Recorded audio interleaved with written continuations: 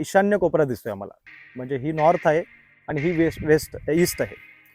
North ईस्टच्या मधला जो भाग असतो हा ईशान्य, म्हणजे शांततेचं प्रतीक मानला जातो. आणि ह्या भागामध्ये वास्तुशास्त्रानुसार पाणी निर्माण असतं आणि त्यानुसार ईशान्य कोपऱ्यामध्ये हे पाण्याचं टाकं आपल्याला बघायला मिळतं. पूर्ण खाली जाण्यासाठी सुद्धा त्यांनी रस्ता त्यावेळेला निर्माण केलेला आहे. आता इकडचं पाणी सुद्धा बऱ्यापैकी स्वच्छ आहे. तर राजमाता जिजाऊंचं समाधी दर्शन आम्ही घेऊन श्रीमान रायगडासाठी सुरुवात करतोय. आणि वरती महाराजांचं जे पवित्र स्थान आहे त्या पवित्र स्थानाचं दर्शन घेण्या अगोदर ज्यांनी त्यांच्या मनामध्ये जो विचार निर्माण केला, रुजवला स्वराज्य निर्मितीचा, हिंदवी स्वराज्याचा, तर त्यांच्या पदस्पर्शाने पाहून झालेली ही भूमी आहे. ह्या भूमीला आम्ही पहिला नमन करतो. राजमाता जिजाऊंना देखील आम्ही नमस्कार करून रायगडासाठी सुरुवात करतो.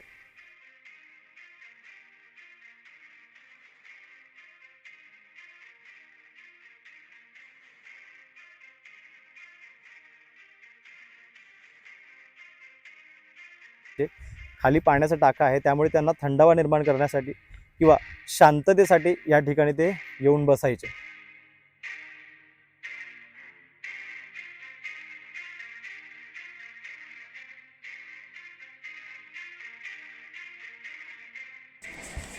आता आम्ही आलेलो आहे राजकोट हा राजवाडा पाहण्यासाठी, जिथे मासाहेब जिजाऊंचं वसतिगृह म्हणून मानलं जातं. रायगडाच्या पायथ्याशी आहे आणि तिथून आम्ही आतमध्ये आता प्रवेश करतो आहे. हा राजकोट आहे, ह्या वाड्याचं नाव आहे राजकोट. तिथून आम्ही आतमध्ये आल्यानंतर समोर आपल्याला दृष्टीस पडतं, म्हणजे तो आता भग्नावशेषात असलेला तसंच पडझड झालेला हा वाडा आहे. तर त्या काळी हा किती मोठा असेल ह्याचा तुम्ही अंदाज लावू शकता. वेगवेगळ्या कचऱ्या इथे दिसत आहेत तुम्हाला. वरती जाण्यासाठी रस्ता आहे आणि जमिनीपासून थोडं उंच त्यांनी ह्याची निर्मिती केलेली आहे, स्थापन केलेलं आहे वास्तू. आता वेगवेगळ्या वास्तू इथे आपल्याला दिसत आहेत.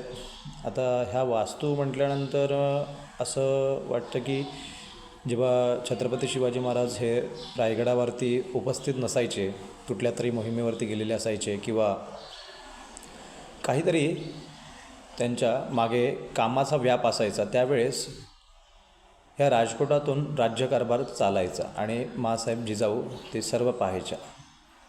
कारण राजमाता हे पद त्यांच्याकडे होतं आणि त्यामुळे तिथून हे सगळं ते पाहायच्या. आणि त्या वेगवेगळ्या कचेऱ्या आहेत की जिथे न्यायनिवाडे असतील, त्याचबरोबर ती पत्रांचे व्यवहार असतील, कुठे पत्र पाठवायचे असतील लेखनाचे, त्याचबरोबर ती कुठल्याही परिस्थितीमध्ये कोणी धर्मकांडाच्या संदर्भामध्ये कुठले न्यायनिवाडे धर्मकांड असतील तर त्या वेगवेगळ्या कचेऱ्या निर्माण केलेल्या आहेत. जसे अष्टप्रधान होते आणि अष्टप्रधानांची कामं त्यावेळेला महाराजांनी वाटून दिली होती, तसेच वेगवेगळ्या कचेऱ्या इथे या ठिकाणी निर्माण केलेल्या आहेत. सुरुवात करतो राजकोटामध्ये, तेव्हा ही जुनी ज्योती दिसत आहेत आपल्याला. काही अवशेष या जागेंचे वास्तूचे दिसत आहेत. या वास्तू हा पूर्ण राजवाड्याचा भाग नसून त्या राजवाड्यामध्ये असलेल्या ज्या सदरी आहेत, त्याच्यानंतर न्यायनिवाड्यासाठी जागा आहेत, धर्मकांडासाठी, त्याच्यानंतर पत्रलेखनासाठी ह्या काही जागा त्यांनी राखीव ठेवलेल्या आहेत राजवाड्यामध्ये. जेव्हा छत्रपती शिवाजी महाराज हे कुठल्या तरी मोहिमेवरती जायचे आणि ते अनुपस्थित असायचे या किल्ल्यावरती, तेव्हा राजमाता हा सगळा कारभार त्या स्वतः पाहायच्या. आणि कोणाचे निवाडे असतील, राजसदर असतील, कुठले पत्रकं पाठवायचे असतील किंवा कुठल्याचे पत्र आले असतील तर त्याची माहिती घेण्याचं काम हे या बांधकामांमध्ये, या वास्तूमध्ये वेगवेगळ्या स्वरूपात करून घ्यायचे. आणि त्याच्यासाठी त्यांनी प्रत्येक ठिकाणी वेगवेगळ्या वास्तू त्यासाठी निर्माण केलेल्या आहेत. आता हे मध्ये त्यांनी बांधलेलं जी जागा आहे ती सुशोभीकरणासाठी असू शकते, कारण जेव्हा राजवाड्यामध्ये तुम्ही प्रवेश करता तेव्हा स्पष्टपणे तुमच्या समोर एक वास्तू दिसते. ह्या वास्तूमध्ये एखादं मंदिरही असू शकतं किंवा त्यावेळेला किंवा ही सुशोभीकरणासाठी त्यांनी त्यावेळेला मध्यभागी राखीव ठेवलेली जागा आहे. तर तुम्ही बघून घ्या. आणि राजवाड्यामध्ये प्रवेश करण्याचा भाग असा होता, त्या मार्गामधून ते तुम्ही प्रवेश करत होतात आतमध्ये जाण्यासाठी. तर ह्या पायऱ्या आहेत, ह्या पायऱ्या आता थोड्याशा ढासळत चाललेल्या आहेत. पाण्याचा प्रवाह असेल किंवा कालांतराने या ढासळत चाललेल्या आहेत. तर हा त्यांचा पूर्णपणे येण्या जाण्याचा मार्ग होता जो राजवाड्यामध्ये प्रवेश करायचा होता. चल.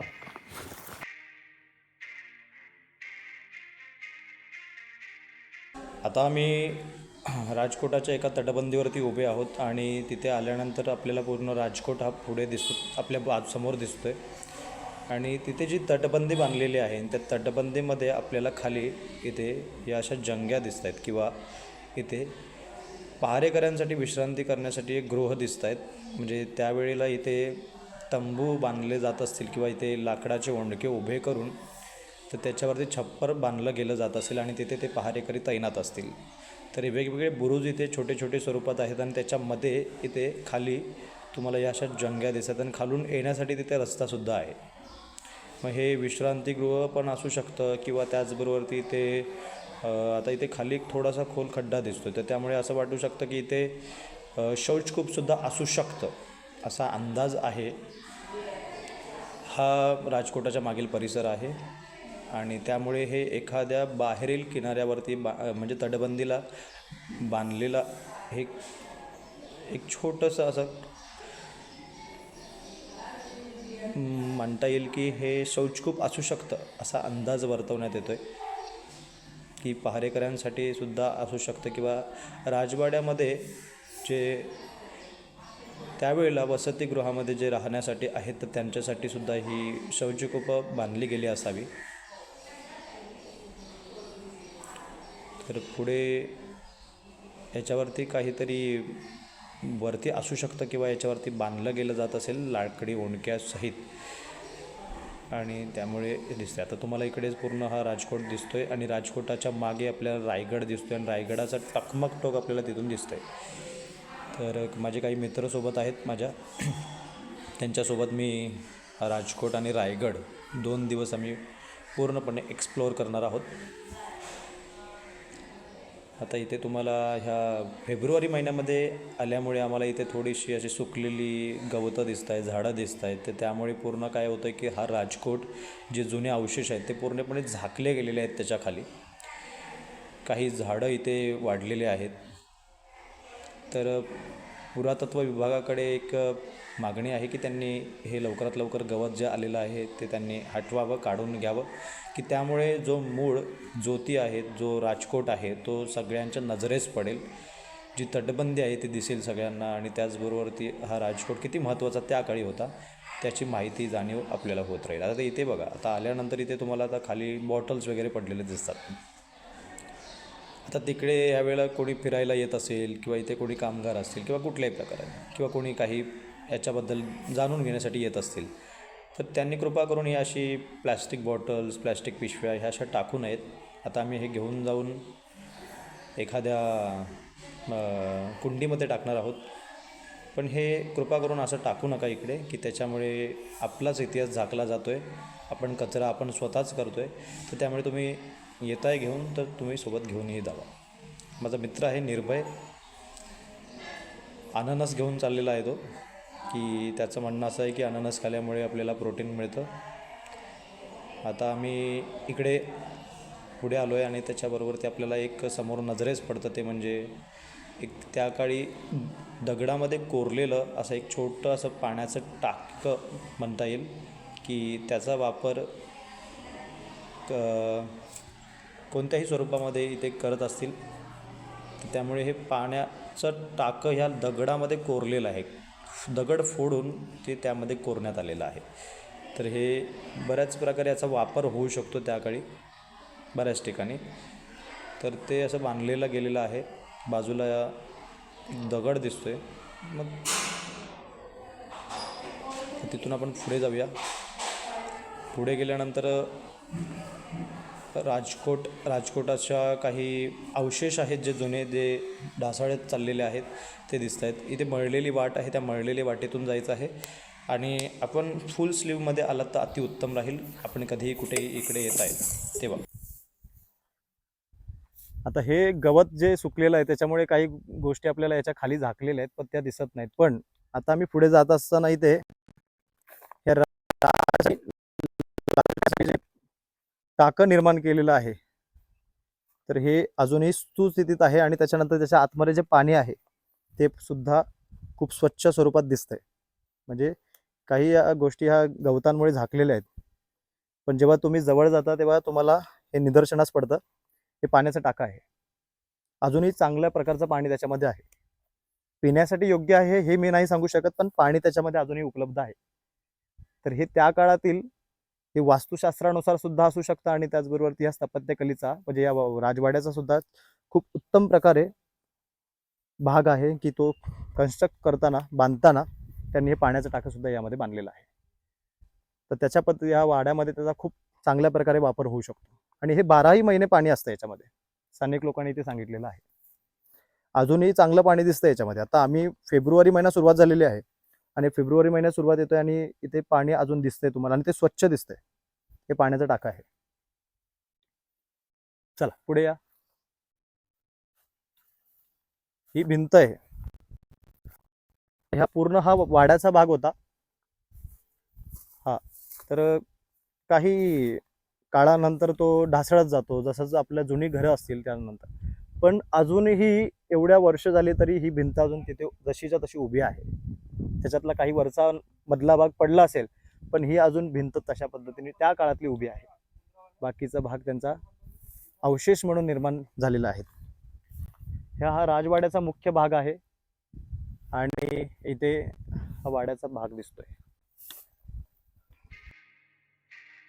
पुढे आल्यानंतर आम्हाला ईशान्य कोपऱ्यामधला हा एक पाण्याचा तळ दिसतंय. मगाशी तिथे आम्हाला पाण्याचं टाकं सापडलं आणि ते ईशान्येला होतं आणि आता पुढे आल्यानंतर सुद्धा ईशान्य कोपऱ्यामध्ये पाण्याचा तळ दिसतंय आम्हाला. म्हणजे त्या काळी ह्या वाड्याला कुठलीही कमतरता पाण्याची नसावी या दृष्टीने पाण्याचं तळ त्या निर्माण केलेलं. त्या तळ्यामध्ये अजून सुद्धा पाणी आहे. थोडं पाण्याचा रंग बदललेला आहे आणि पाणी इथे कोणी वास्तव्यास नसल्यामुळे, कोणी स्वच्छता करत नसल्यामुळे ते पाणी थोडंसं आता दूषित झालेलं आहे. पण त्या कलेचा भाग अजून सुद्धा उपयोगी पडणारा आहे आणि त्यामुळे पाणी इथे अजूनही आहे. आणि हा ईशान्य कोपऱ्याचा भाग आहे आणि ईशान्य कोपरा हा पाण्याचं प्रतीक मानला जातो, शांततेचं. पाण्याचं टाकं पाहिलं आता. पाण्याचं टाकं पाहून आता आपण पुढे जाऊया. पुढे गेल्यानंतर इथे आम्हाला एक नजरेस पडतं ते म्हणजे एक दगडी बांधकाम आहे आणि दगडी बांधकाम केलेलं आहे, पण ते कशाच्या स्वरूपामध्ये केलं आहे किंवा कशासाठी केलं आहे ते आपण जवळ जाऊन पाहूया. तर तिथे गेल्यानंतर इथे एक विहीर दिसते आपल्याला. बांधीव विहीर आहे त्यावेळेची. बांधीव विहीर आपल्याला दिसते तिकडे आणि खाली जाण्यासाठी तिथे रस्तासुद्धा त्यांनी बांधलेला आहे, केलेला आहे. पण तो रस्ता कसा केला आहे किंवा कुठून केला ते आम्ही पाहतो आहे. तर हां, ह्याच्या मागून खाली आपल्याला जाण्यासाठी रस्ता आहे. म्हणजे हा गुपित रस्ता मानला जातो आहे. ते खाली जात असताना अशा पायऱ्या त्यांनी एकसारख्या नाही आहेत. पुढे जाऊन तुम्हाला वळवण्यात येते उजव्या साईडला आणि खाली आल्यानंतर पाणी अजूनही स्वच्छ स्वरूपात दिसतं आहे. पाणी अजूनही त्याचा तळ दिसतो आहे खालचा. स्वच्छ पाणी आहे. काही वरतून त्याच्यावरती काही पानं वगैरे पडलेले आहेत. तर तो तेवढाच आता बऱ्याच जणांना इथे आल्यानंतर असं वाटतं की हे समाधीचं बांधकाम आहे किंवा इथे कोणाची तरी समाधी असणार, तर त्यानुसार हे बांधकाम केलेलं आहे. तर इथे कोणीतरी हार चढवलेला आहे. आता हार हा समाधीच्या दृष्टीने चढवला आहे की महाराजांचं विश्राम शांतिगृह म्हणून तिथे त्यांनी विराजमान केलं आहे काय माहिती, कारण तिथे एक पुष्पहार आहे. तर असं म्हटलं जातं की बऱ्याच पुस्तकांमध्ये याचा उल्लेख निर्माण केलेला आहे की हे महाराज जेव्हा राजमातांना भेटण्यासाठी इकडे राजवाड्यामध्ये यायचे तेव्हा ते विश्रामासाठी या ठिकाणी विश्रांती करायचे. खाली पाण्याचा टाका आहे त्यामुळे त्यांना थंडावा निर्माण करण्यासाठी किंवा शांततेसाठी या ठिकाणी ते येऊन बसायचे. तर त्यासाठी हे बांधकाम केलेलं आहे असं बऱ्याच पुस्तकांमध्ये त्याचा उल्लेख निर्माण केलेला आहे आणि तो सापडलेला आहे. संदर्भ देखील त्याचे सापडलेले आहेत. तर हे बसण्यासाठी आसन निर्माण आहे, जसं आपण पलंगावरती आपल्या डोकं टेकण्यासाठी केलेलं असतं त्याच पद्धतीने हे दगडी बांधकाम केलेलं आहे. तर ह्याच्यावरती त्यावेळेला असं काही अंतरला जात असेल आणि त्याच्यावरती येऊन महाराज बसत असतील, तर अशा पद्धतीने हे दिसत आहे. आणि इथे महाराज स्वतः विश्राम करायचे असं आपल्याला निदर्शनास येतं. म्हणून काही व्यक्तींनी ज्यांना माहिती असेल तर त्यांनी म्हणजे याच्याबद्दल जरूर सांगावं. आणि काही पुस्तकांमध्ये आम्ही वाचल्यानंतर इथे विश्रामाचं ही जागा आहे असं दिसतंय. आता तिथे फूल अर्पण केलेत, पुष्प अर्पण केलेत, ही समाधी नसून हे विश्रामगृह आहे किंवा विश्रामाची जागा आहे. इथे छत्रपती शिवाजी महाराज जेव्हा आऊसाहेबांना भेटण्यासाठी यायचे तेव्हा या ठिकाणी विश्राम करायचे. त्या पाण्याचा थंडावा सुद्धा त्यांना मिळायचा आणि हा ईशान्य कोपरा हा शांततेसाठी प्रतीक आहे, म्हणून ते इथे विश्राम करत असतील. तर ती ही जागा आहे. तर अशाप्रमाणे आम्ही रायगडच्या पायथ्याशी असलेली पाचाड येथील आऊसाहेबांची समाधी पाहिली. त्याच्यानंतर राजकोट पाहिला आणि राजकोट पाहिल्यानंतर